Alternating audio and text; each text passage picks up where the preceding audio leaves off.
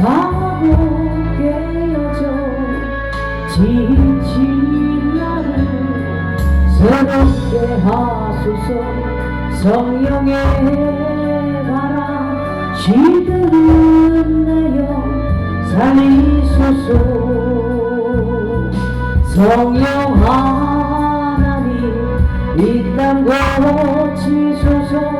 죄악의 어둠 속 헤매는 우리 태워주소서.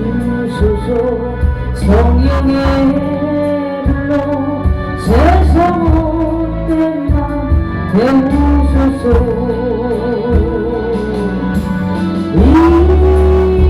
임하소서. 성령 하나님 이시여 지금 이곳에 임하소서. 바람처럼 불처럼 성령이여 임하소서. 성령 하나님 나를 만지소서. 상하고 깨어질 지친 나를 새롭게 하소서. 성령의 바람 시들은 내 영 살리소서. 성령 하나님 이 땅 고치소서. 죄악의 어둠 속 헤매는 우리 태워주소서. 성령의 불로 세상 못된 맘 태우소서.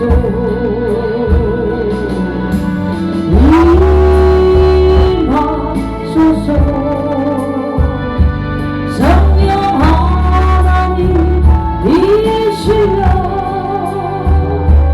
지금 이곳에 임하소서. 바람처럼 불처럼 성령이여 임하소서. 성령 하나님 나를 만지소서. 상하고 깨어져 지친 나를 새롭게 하소서. 성령의 바람 시들은 내 영 살리소서. 성령 하나님 이 땅 고치소서. 죄악의 어둠 속 헤매는 우리 태워주소서. 성령의 불로 세상 못된 맘 태우소서.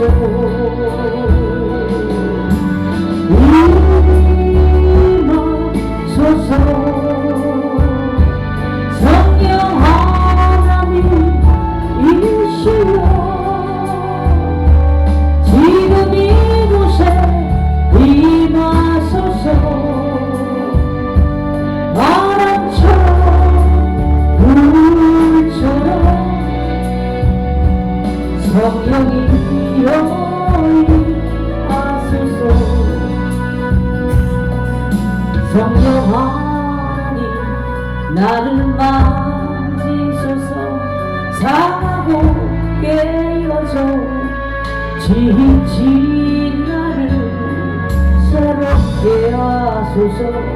성령의 바람 시들은 내 영 살리소서. 성령 하나님 이 땅 고치소서. 죄악의 어둠 속 헤매는 우리 태워주소서. 성령의 불로 세상 못된 맘 태우소서. 할렐루야.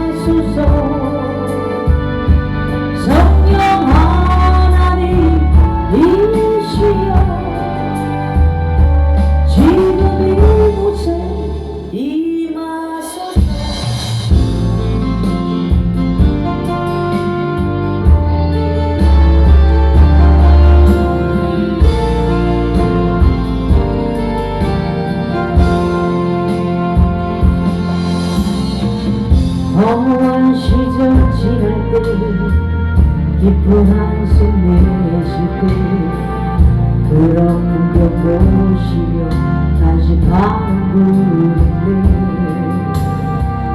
그와 같이 너희를 버려두지 않으리 내가 너희와 영원히 함께하리라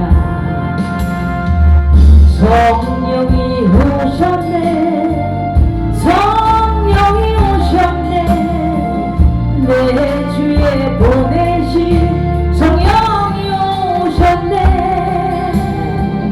우리 인생 가운데 진이 찾아오셔서 그 나라 꿈꾸게 하시네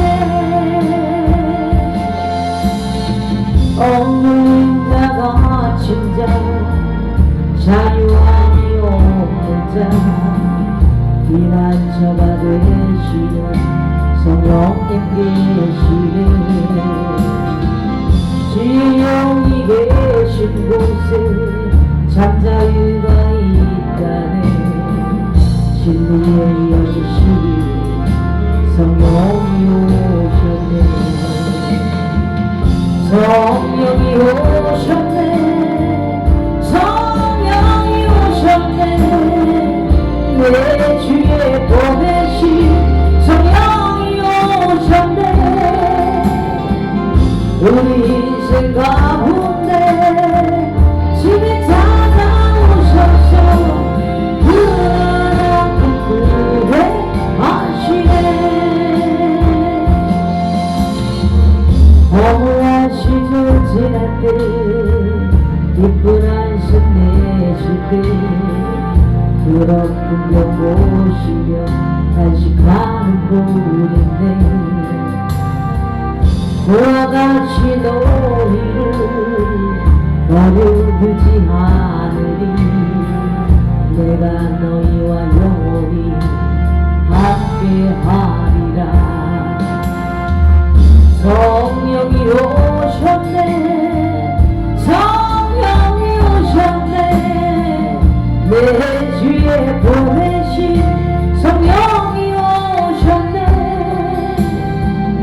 우리 인생 가운데 진이 찾아오셔서 그 나라 꿈꾸게 하시네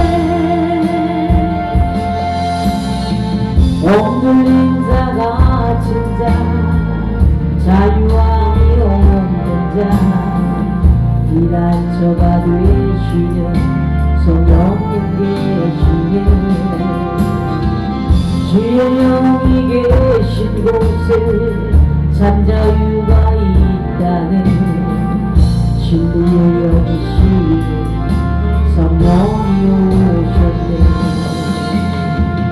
성령이 오셨네 성령이 오셨네 내 주에 보내신 성령이 오셨네 우리 인생 가운데 진이 찾아오셔서 그 나라 꿈꾸게 하시네 성령이 오셨네 성령이 오셨네 내 주에 보내신 성령이 오셨네 우리 인생 가운데 진이 찾아오셔서 그 나라 꿈꾸게 하시네 성령이 오셨네 성령이 오셨네 내 주에 보내신 성령이 오셨네 우리 인생 가운데 진이 찾아오셔서 그 나라 꿈꾸게 하시네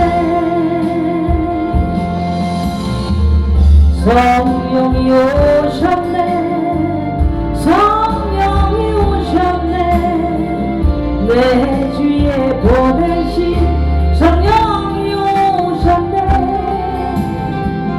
우리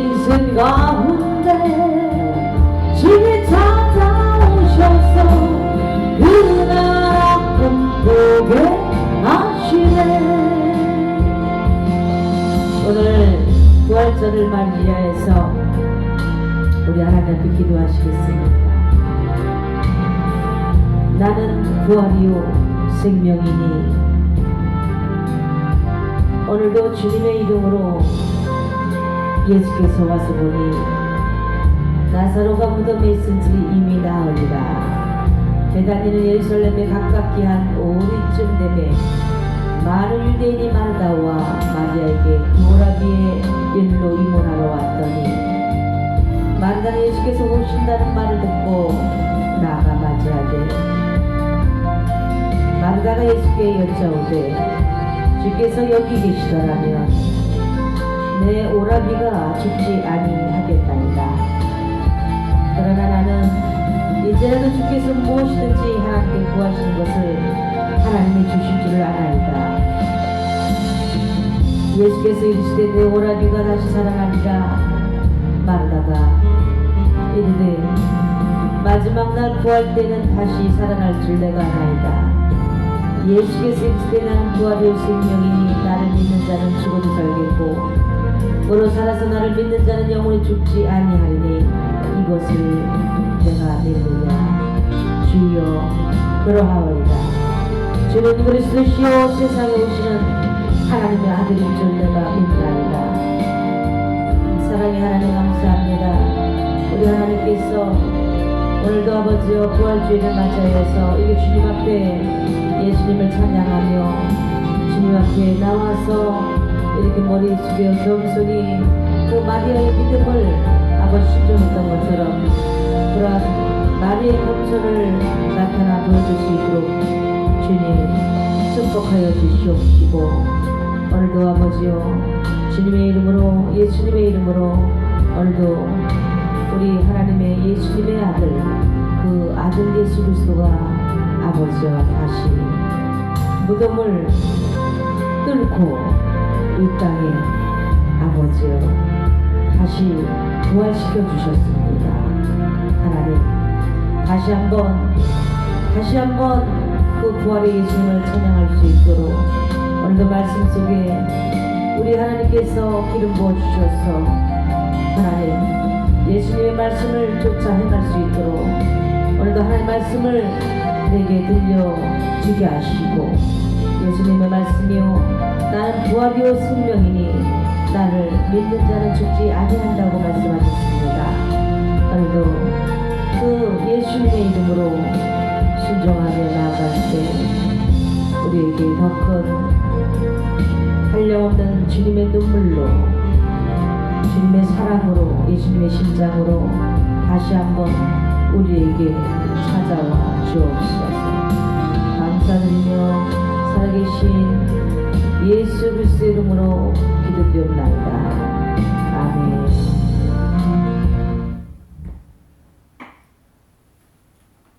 오늘 시간 신앙고백 들으심으로 오늘 주일날 예배를 하나님 앞에 올려드리겠습니다.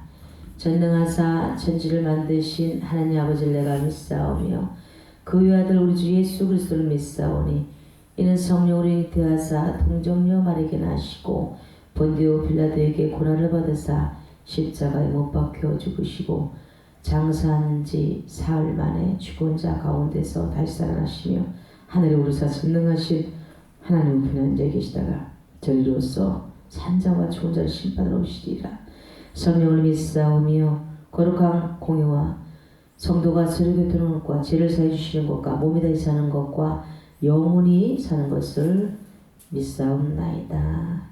아멘. 오늘 이 시간 하나님의 말씀 보시겠습니다. 고린도전서 15장입니다. 고린도전서 15장입니다.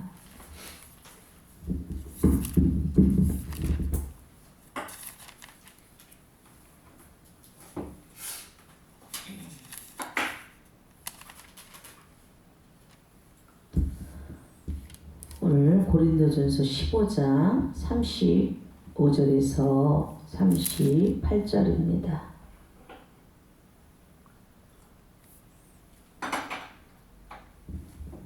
고린도전서 15장 35절에서 38절까지입니다.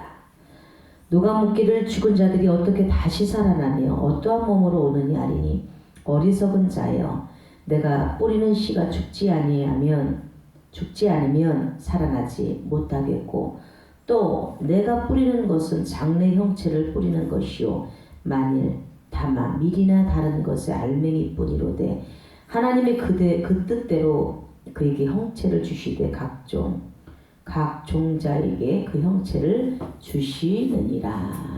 아멘. 할렐루야. 오늘의 말씀의 제목은 부활의 몸입니다. 부활의 몸. 예수님께서 3일 만에 무덤에서 다시 살아나셨습니다. 고린도전서 15장 35절에 누가 묻기를 죽은 자들이 어떻게 다시 살아나느냐라고 말씀하고 있습니다. 그러나 죽은 사람이 어떻게 살아나고 그들은 어떤 몸으로 옵니까? 라고 묻는 사람들이 있을 것입니다. 36절에 보시면 어리석은 자여 내가 뿌리는 씨가 죽지 않으면 살아나지 못하겠고 라고 말씀합니다. 어리석은 사람이요 그대가 뿌리는 씨는 죽지 않고서는 살아나지 못합니다 라고 말씀합니다. 또한 어떤 사람들이 말할 것입니다. 어떻게 죽은 사람들이 죽은 자들로부터 살아납니까? 그리고 그들은 어떤 몸으로 도대체 오는 것입니까? 라고 말씀하고 있습니다.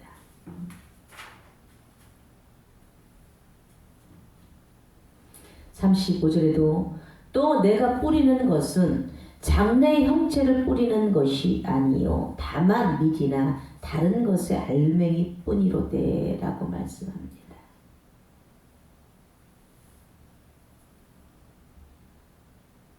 어떻게 죽은 사람들이 죽은 자들로부터 살아날까요? 그리고 그들은 어떤 몸으로 과연 오는 것입니까?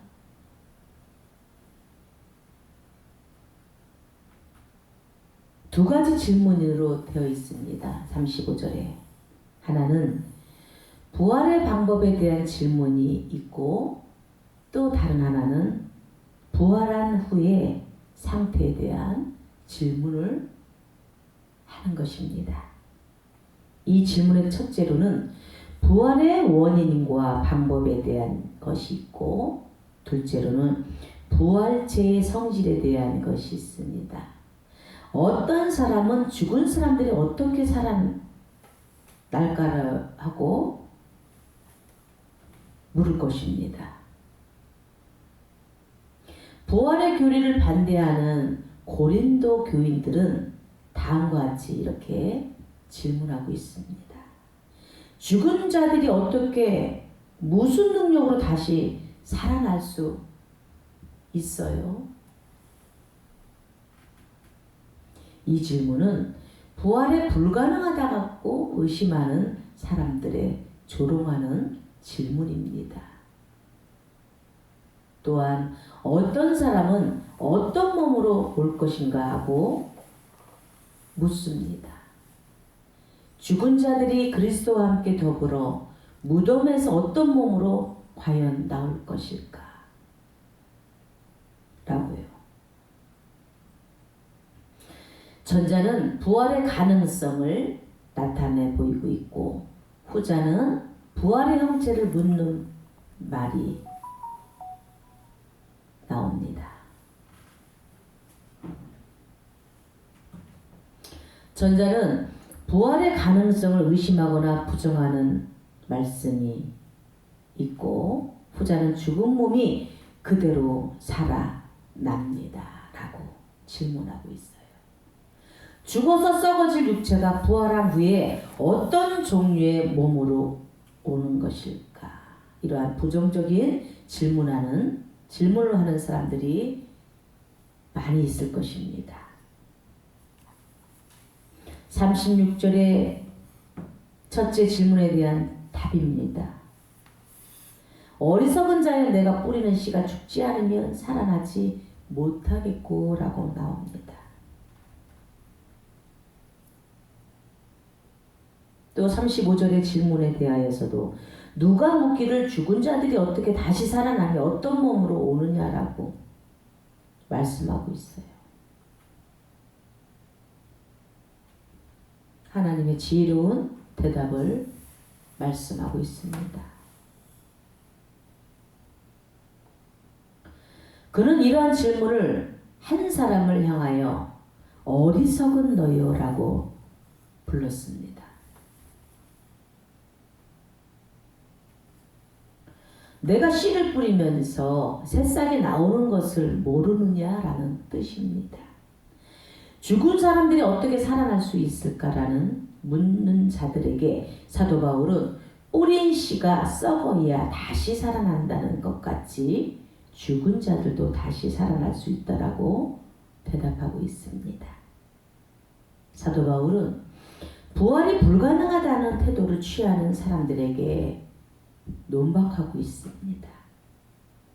그런 첫 번째 질문에 대하여서 씨가 밭에 뿌려지면 죽어서 새로운 싹이 나서 자라나는 과정의 사례를 답변하고 있습니다.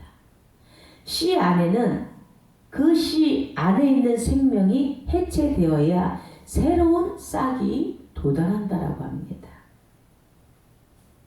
현재의 몸이 죽어야 새로운 몸으로 살아납니다. 내가 뿌리는 씨는 죽지 않고서는 살아나지 못한다라고 말씀합니다. 그는 곡물을 파종하는 것을 예로 들어 부활 방법과 원칙을 설명했습니다. 그는 씨를 비유로 말씀하고 있습니다.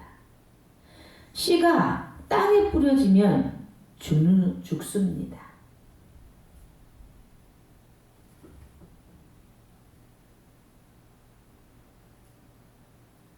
시간이 지나면 뿌려지는 이 씨가 다른 형체를 가지고 살아납니다.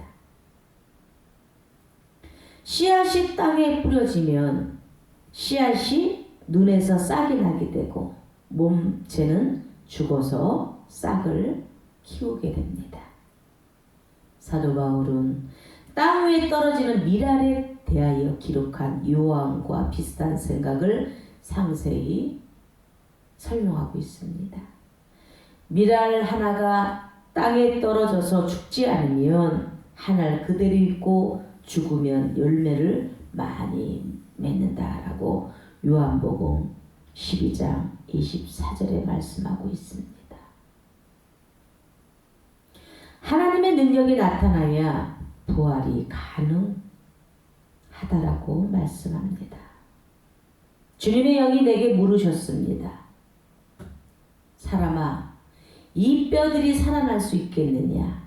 나 주 하나님이 이 뼈들에게 말한다. 내가 너희 속에 생기를 불어넣어 너희가 다시 살아나게 하겠다라고 에스겔서 3절에서 5절까지 이렇게 말씀하고 있습니다. 그가 내게 이르시되 인자야 이 뼈들이 능히 살 수 있겠느냐 하시기로 내가 대답하여 주 여호와의 주께서 하시나이다. 또 내게 이르시되 너는 이 모든 뼈들에게 대언하여 이르기를 너희 뼈들아 너희의 마른 뼈들아 여호와의 말씀을 들을지어다. 주 여호와께서 이 뼈들에게 이같이 말씀하시기를 내가 생기를 너희에게 들어가게 하리니 너희가 살아나리라. 아멘. 부활을 의심하는 자들은 죽은 자들이 어떠한 몸으로 어떠한 모양의 부활로 이렇게 다시 탄생될 거라고 질문할 것입니다.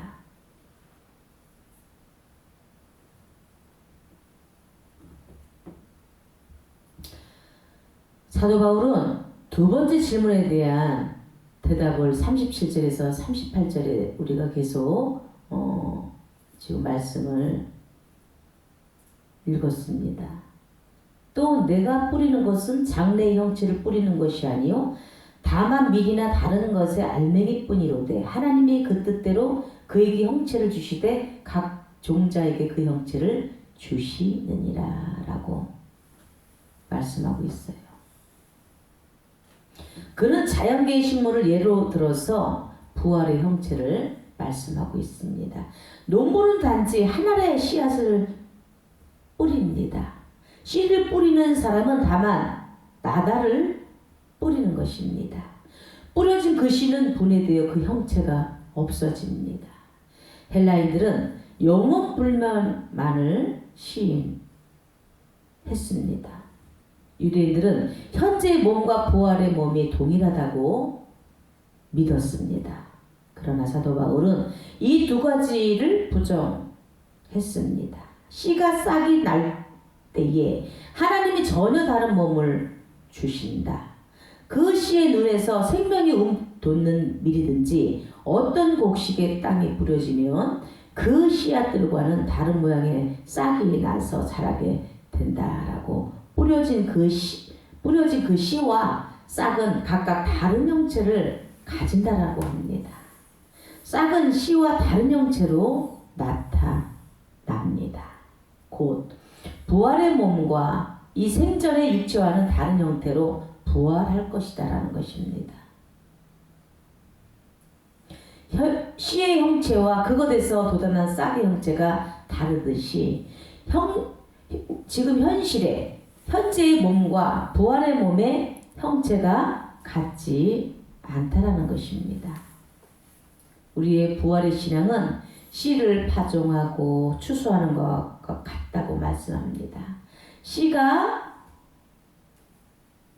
발아에서 자라는 그 식물은 씨와 관련되어 있으면서도 이 씨와는 다른 모양을 가진 것입니다. 육체와 부활한 그 몸도 그러할 것입니다. 몸과 씨도 땅 속에 들어갑니다. 그러면 전혀 다른 형태가 그것에서 나오는 것입니다. 우리는 오늘 시간 어떠한 형체로 부활할까요? 하나님은 땅에 뿌려진 밀의 형체를 주신다라고 합니다. 뿌려진 그 밀은 고유의 형체를 가지고 싹이 납니다. 부활의 몸도 알맞는 성질과 모양을 가질 것입니다. 우리 예수님은 하나님의 능력으로 전혀 새로운 생명력을 창조하실 것을 말씀하셨습니다. 사람이 죽은 사람들 가운데 살아날 때에도 장가도 가지 않고 시집도 가지 않고 하늘에 있는 천사들과 같다라고 마가복음 12장 25절에 이렇게 말씀했습니다. 사람이 죽은 데 가운데 살아날 때도 장가도 아니하고 시집도 아니하고 하늘에 있는 천사들과 같으니라라고 말씀합니다. 우리는 생전의 몸과 다른 형체를 가지고 부활할 것입니다. 우리는 새로운 형체의 몸으로 부활할 것입니다.